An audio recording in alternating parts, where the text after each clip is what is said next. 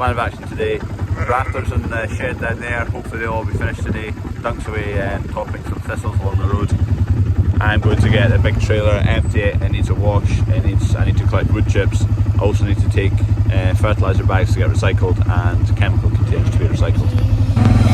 Got a wee party of cows following me this morning. Morning Holly! So I'm just in the field of rape at the moment.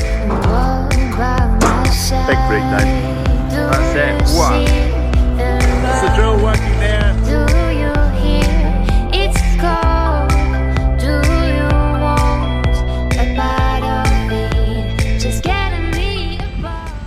Finishing up the columns on this end, then imagine they'll do the same up here.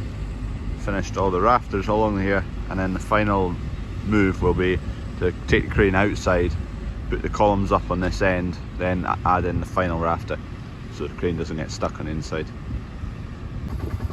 It is a bit of a beast. That is the middle point. This rafter is the middle rafter. What you can see right now is half of it.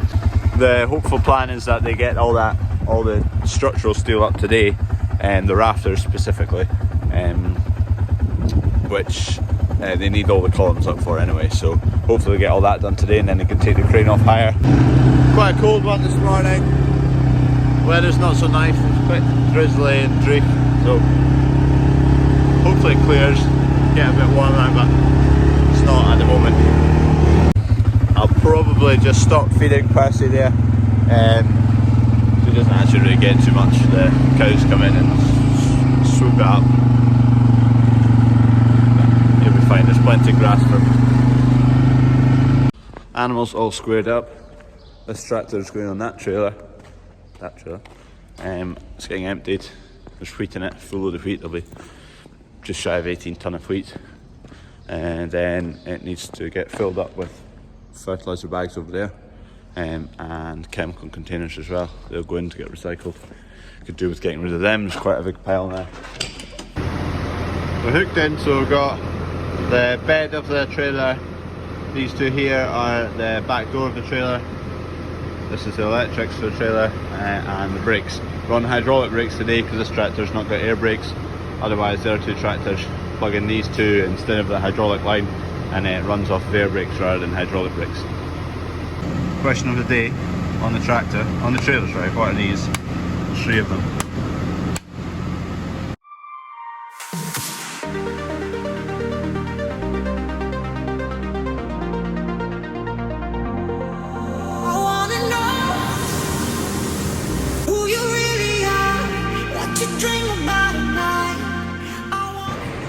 That's that emptied, so I'm either going for wood chips or fertiliser bags first. I need to, that's just phoning a couple, both of them, see who's ready. Not first, which one comes first, but the trailer needs a clean after all that as well. It's pretty manky. See, one of the rafters, they've just lifted it into place for the crane. There's boys at this end and that end bolting it on, keeping it in position.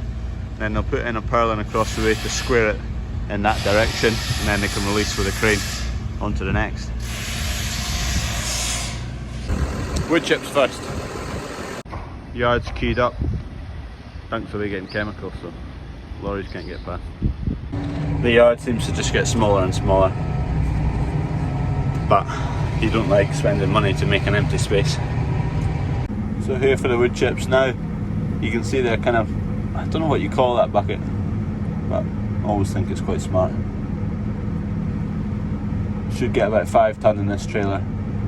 High tip bucket, that's what they're called, where they basically sit on a platform and the hydraulic arm pushes them up and pivots them at the front of the platform, whereas our forklift at home, the whole headstock of the forklift just tips and the bucket is below it, whereas these buckets sit and they kind of pivot up the way.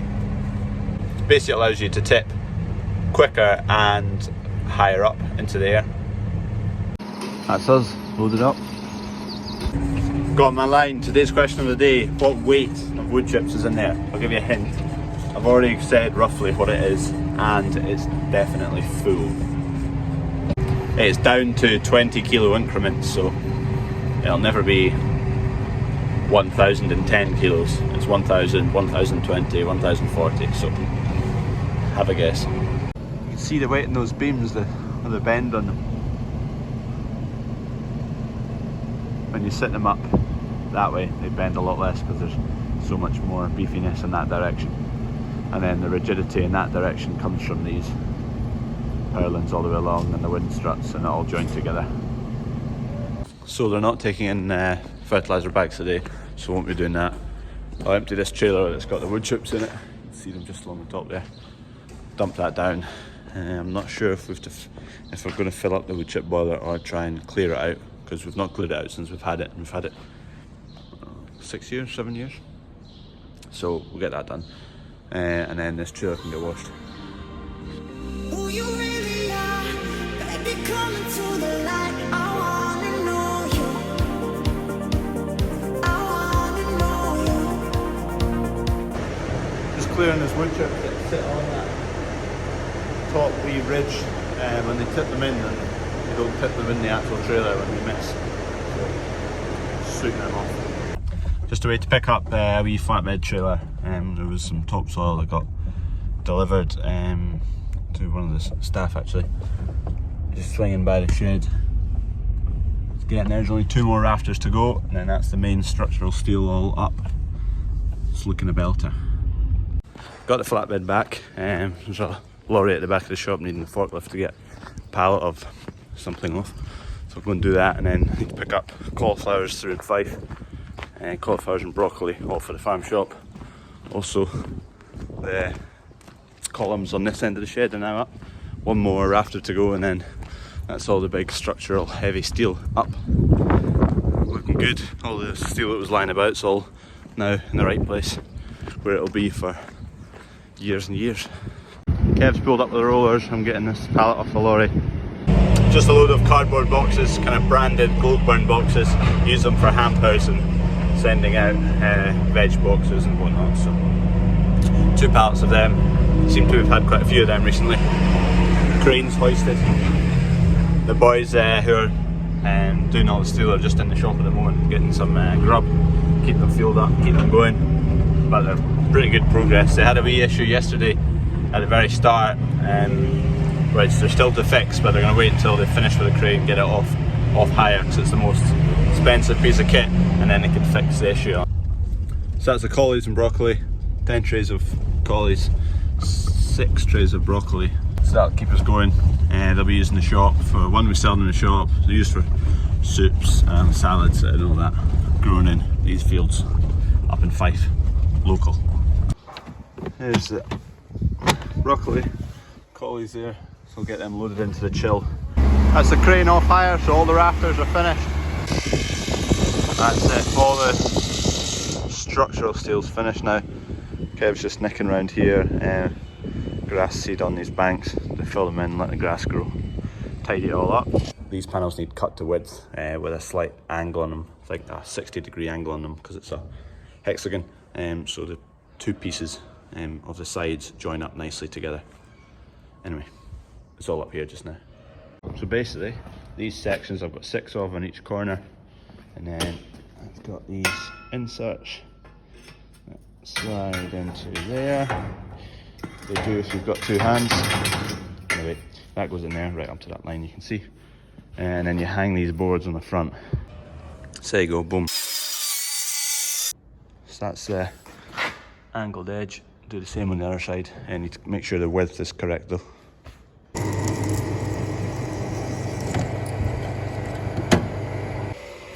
So this mount here goes on there, other way around, but like these ones. So I just need 2 more of these on the other piece.